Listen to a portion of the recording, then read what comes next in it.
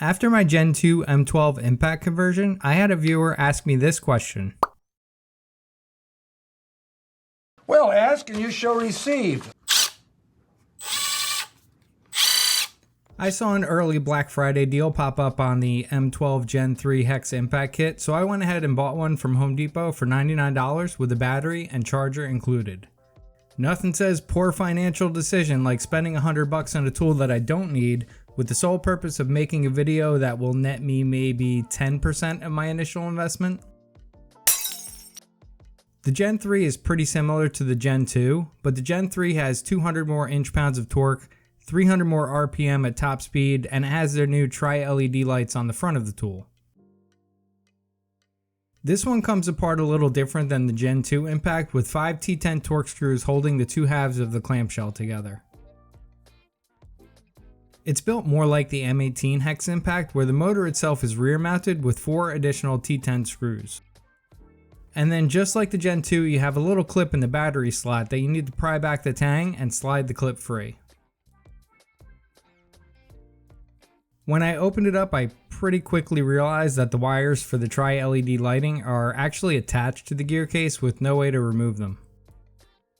The wires have these little guides to keep them from getting pinched between the gear case and the clamshell, so just keep that in mind as you're putting everything back together. It's not ideal, but any modifications will have to be done with the gear case still wired to the tool.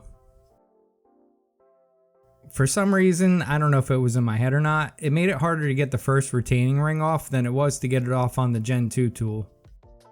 It also helps to put some sort of bit into the hex collet so that you have something to hold on to. What actually ended up working for me was to take a small precision screwdriver and use it to hold one side of the retaining ring, and then use a pick to open up the ring enough to remove it. Once the retaining ring was removed, I pulled off the washer and the spring, which allowed me to slide off the sleeve. Then I used a few picks to take off the anvil spring and remove the little ball. Next, I removed the gear case end cap using one of those plastic pry tools that you get in a kit that's made for taking apart vehicle interiors. And finally, we get to take a look at the new Gen 3 impacting assembly. It's kind of a pain to work with the gear case still attached to the tool, but it's definitely doable. Now, thankfully I learned from my last M12 conversion that the trick to removing the lower C-clip is to not try opening the clip and removing it from the anvil. The easiest way is to open the C-clip up and then tap the anvil out of the tool. It's a hell of a lot easier this way. You get to learn from your mistakes. I pulled a measurement from the original anvil, and thankfully I didn't do all of this for nothing, because when I measured the 1/4 inch anvil, they were both exactly the same diameter.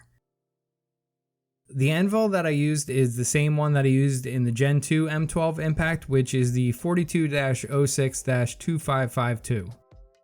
When I say that it's the same anvil, I don't mean that I bought another anvil. I don't need 2 1/4 inch M12 Impacts. This is the actual anvil that I previously installed in the Gen 2 Impact, and now I have different plans for the Gen 2, so go ahead and hit that subscribe button so that you can see what I end up doing with the Impact that I converted before.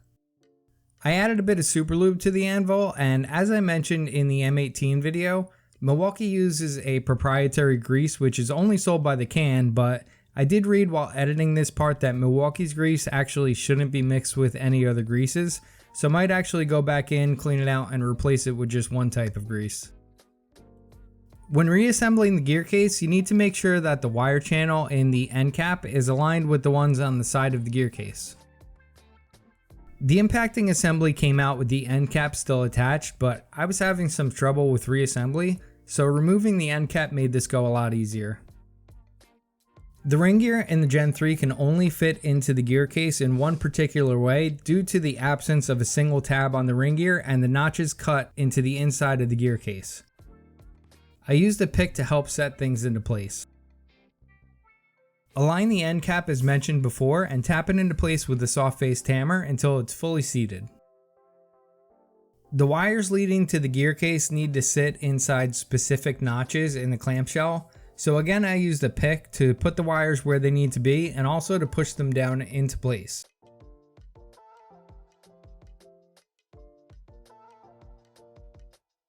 The motor stator has a notch on the outside that fits in with the tab on the clamshell.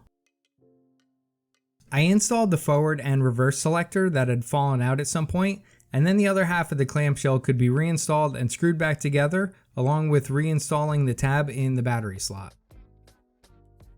Installing the rotor and end cap assembly took me a few tries because the gears weren't meshing together, so my solution was to turn the motor by spinning the fan until it dropped into place before securing the end cap.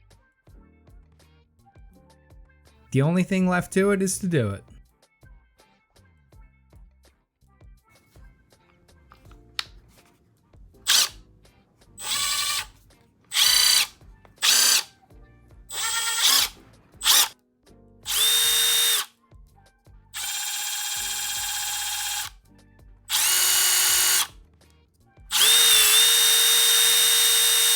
If you liked this video and found it helpful in any way, please consider subscribing, and thank you for watching.